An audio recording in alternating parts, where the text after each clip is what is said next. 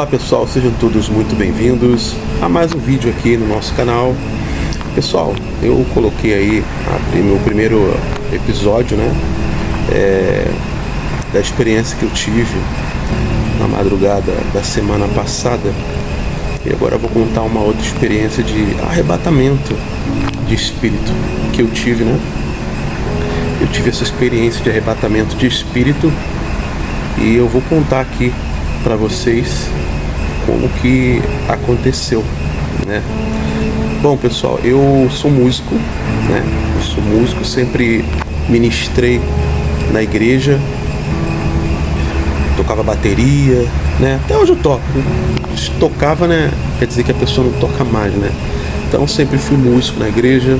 Meu pai pastor, minha mãe pastora, então eu sempre fui músico na igreja, sempre toquei, sempre fui da área, né, da musicalidade da igreja. E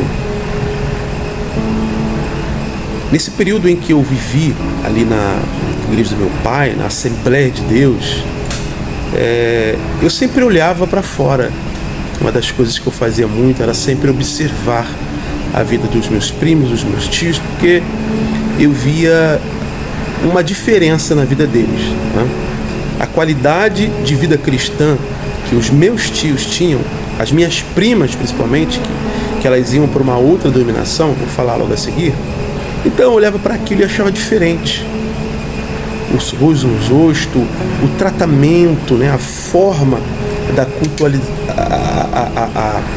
a forma de cultuar a Deus, todo aquele carisma cristão que eles tinham, né?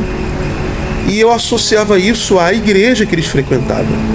Então, um belo dia, eu cresci nesse ambiente da Igreja Assembleia de Deus com muita revolta de muitas coisas que eu via, que eram muitas coisas erradas. Eu vou falar nesse canal de muitas coisas. Não vou dar nomes de ninguém, né? Para não expor ninguém, mas eu vou falar sobre muitas coisas nesse canal aqui do YouTube. Então eu passei por muitas coisas dentro dessa igreja do meu pai, né? Na minha adolescência, na minha pré-adolescência, quando eu era mais novo, né? A Igreja Assembleia de Deus tem aquela coisa do pentecostalismo, né? Aquela coisa da pessoa ser usada por Deus, de pular no mistério, falar em línguas, essas coisas todas que quem é assembleano, quem foi assembleano, sabe como é que é a Igreja Assembleia de Deus. Então eu cresci nesse meio, né? Eu era um camarada que... Eu era rato de monte, que a gente chama de rato de monte, eu só vivia em monte, só vivia em oração, né? Eu colocava um blusão aqui no pulso, aqueles blusão, né? No pulso, o calor, podia estar o calor que for. Eu usava aquele blusão, dormia de calça comprida, porque eu entendi que se eu dormisse de bermuda ou pelado, eu estava profanando, era santidade. Eu precisava dormir assim, porque era santidade. Deus é santo, então eu não posso dormir sem ser de calça comprida ou de blusa ou com blusão. Então era assim que eu dormia, era assim que eu andava. Eu jejuava interminantemente, meus irmãos. Interminantemente. Eu fazia um jejum, assim, era longos dias, semanas, meses. Pra vocês terem uma ideia. Só para mim casar, eu jejuei 178 dias para me casar. Foi 178 dias intermitentemente para me casar. Pra vocês terem uma ideia. Então eu era esse adolescente, eu era esse pré-adolescente, eu era esse jovem. Cresci nesse meio ambiente, nesse ambiente cristão, recheado de cultura religiosa, onde quem pregava, quem ensinava, só me ensinou a enxergar Deus como aquele Deus cruel, que se você pecar, você vai para o inferno, aquele Deus que é o Deus de recompensas, não é um Deus de relacionamento. Então, eu cresci nesse ambiente. Eu tenho certeza que muitos de vocês que estão me ouvindo aí estão vivendo isso, ou viveram, tá? Ou na sua igreja é exatamente assim. E geralmente as igrejas pentecostais, elas são assim. Elas são, a doutrina da igreja pentecostal, ela é assim. Então, eu cresci nesse ambiente. Eu não sabia quem era Deus. Eu enxergava Deus pela lente dos meus pais. Eu sabia sobre Deus por aquilo que eu ouvia através dos meus pais, não porque tinha relacionamento com Ele. Olha a importância da criança conhecer Deus, do adolescente, do pré-adolescente, conhecer Deus. Então eu conhecia Deus através daquilo que eu ouvia.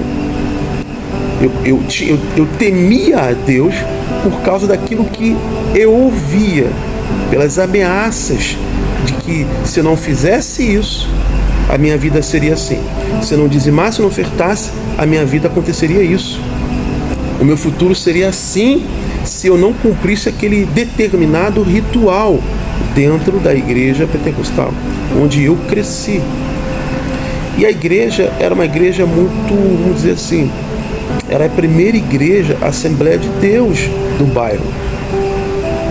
Meu pai é um homem muito conhecido no bairro, minha família é muito conhecida, principalmente meu pai, muito conhecido no bairro. Então, eu carreguei aquilo nas costas, né? Onde eu ia, as pessoas olhavam para mim, aquele ali é o filho do pastor X. Ah, deve ser igual, daqui a pouquinho. Então, esses eram os apontamentos que eu tinha em relação a essa figura, que era a figura do meu pai, que era pastor dessa igreja. E eu vou contar o testemunho completo de tudo que eu vivi no decorrer aqui no canal. Então, meus irmãos, dentro da igreja, eu tinha um ministério chamado Ministério Mais Fogo e Mais Glória. Não vou citar nomes, dos quais tinham muitos que cresceram comigo naquele momento ali, na minha vida, na minha adolescência, né? Eu sempre fico muito comprometido com a obra de Deus, com a evangelização. Eu gosto de evangelizar, sempre fui apaixonado em sair para a rua, entregar folheto, conversar, falar, evangelizar. Eu gosto disso, de orar por pessoas, de aconselhar. Até hoje eu faço, né? Eu gosto disso. Então eu cresci fazendo isso. E no Ministério Mais Fogo Mais Glória, eu tocava violão, né?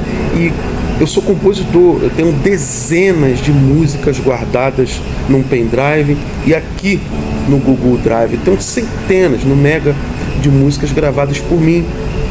Inclusive, tem uma comunidade católica chamada Comunidade Católica Colo de Deus, o Hugo e Rosinda. Eles são fundadores dessa Comunidade Católica Colo de Deus e ele tem uma música gravada no CD dele, que é minha, de minha autoria, que se chama Vem dos Quatro Cantos, Espírito de Deus. Vem, vem dos quatro cantos, Espírito de Deus, vem, vem dos quatro cantos, unge minha cabeça com óleo. Vou parar por aqui, senão pode dar, né? Na verdade, os direitos autorais são meus, então não pode nem reivindicar o direito autoral que é meu. Então, amigos, é isso. Então eu compus muitas músicas, ministrava na igreja, sabe? E às vezes não era muito apoiado pela liderança, não era muito incentivado pela liderança, principalmente pela liderança principal da igreja, que era o mais importante: apoiar, abraçar, incentivar, colocar para frente, é isso aí, investir. Então não tinha muito isso dentro da igreja. Era quase que paliativo, algumas coisas eram paliativas, né? Não tinha muito isso, principalmente em questão do ministério, Mais Fogo, Mais Glória. Então, nos momentos nossos de encontros, a gente sentava aos sábados, tinha um momento de confissão, um momento de oração, um momento de entrega de vidas, e ali a gente conversava, trocava ideia, discipulava, ministrava uma palavra, orava, buscava intimidade, buscava milagre quando a gente ministrasse, não fosse só uma música, não fosse só um momento, mas que houvesse um derramar do Espírito Santo. Como que eu comecei a navegar nesse rio novo do Espírito? Porque eu comecei a conhecer outras igrejas, comecei a visitar outras igrejas, recebia convite para ministrar, né, através do Ministério de Louvor, e através de minha pessoa como líder, eu ia ministrar em outras igrejas. E eu começava a conhecer, começava a ver, poxa, olha que coisa diferente, olha que presença maravilhosa. Então comecei a conhecer a presença de Deus de uma outra dimensão. Eu comecei a conhecer Deus diferente. Eu comecei a conhecer uma presença que eu não conhecia através da ministração do louvor. Eu comecei a conhecer o poder de Deus através da ministração do louvor, através do louvor, que eu não conhecia. E aquilo começou a me impactar. Eu comecei a buscar mais de Deus por causa daquilo ali. Eu falei, caramba, isso é diferente. Então comecei a buscar a Deus por causa daquilo ali, meus irmãos. E comecei a introduzir isso, buscar isso no nosso meio, no meio do Ministério do Louvor. E eu comecei a perceber que, à medida que nós buscávamos mais a Deus, no relacionamento, na intimidade, os cultos que nós ministrávamos era diferente. O impacto a igreja sentia através da nossa vida, através de cada ministração do louvor, era diferente.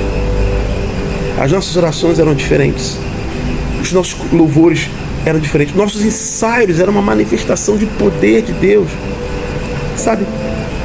Tinha momentos que a gente não precisava cantar nada, só o instrumento, o violão que eu começava a tocar, e era um derramar do Espírito Santo na igreja, nos nossos ensaios. Pessoas de fora vinham para querer estar no nosso meio, porque no nosso momento de ensaio era momento de derramar do Espírito Santo. Era sobrenatural, irmãos. Sobrenatural. Era algo que eu sinto muita falta. Muita falta. Que hoje não tem mais isso. Infelizmente, hoje a gente não vê mais isso. Hoje é tudo tietagem. Hoje é tudo para mostrar. Hoje é tudo para lacrar. Hoje é tudo para monetizar. Hoje faz tudo para estar no ranking de monetização de plataforma de rede social. Hoje os valores foram invertidos. Então, meus irmãos, essa foi a primeira parte, tá, do meu testemunho. A segunda parte eu vou contar no próximo encontro que você tiver aqui comigo, tá bom? Se inscreva no canal, fique aqui, porque no próximo encontro eu vou contar a segunda parte desse meu testemunho, que é gigantesco. Eu acho que vai dar aqui umas 30 de vídeo, irmãos, porque é muito grande. E eu senti o desejo no meu coração de contar essa experiência. Compartilhe com alguém que é jovem, que eu tenho certeza que a juventude de hoje não é a juventude de ontem. A experiência que eu vivi não é a experiência que essa rapaziada viveu no passado. Porque hoje está tudo diferente, hoje está tudo, sabe, quase que eu não reconheço o cristianismo de hoje. A condução, a santidade, a busca, como é feito, está tudo diferente. As pessoas estão brincando com o evangelho, estão brincando com a igreja, estão brincando de ser crente. Hoje está tudo diferente. Então, querido, eu convido você a viajar comigo nessa história que eu tenho certeza que vai impactar a sua vida. Meu testemunho vai impactar a sua vida e vai trazer com certeza uma reflexão de como é que você tem buscado ao Senhor. Tá bom? Já te peço, não me abandona, se inscreva no canal, curta, compartilha. É importante você fazer isso para que o YouTube, a plataforma, possa entregar aqui. E toda vez que eu vou colocar um vídeo novo na playlist, você possa receber notificação. Mas para você receber notificação, você tem que curtir e comentar, para que a plataforma entenda que esses vídeos têm importância e têm relevância. Tá bom, pessoal? Deus abençoe a todos vocês. Paz e prosperidade e até o próximo encontro. Tchau, tchau.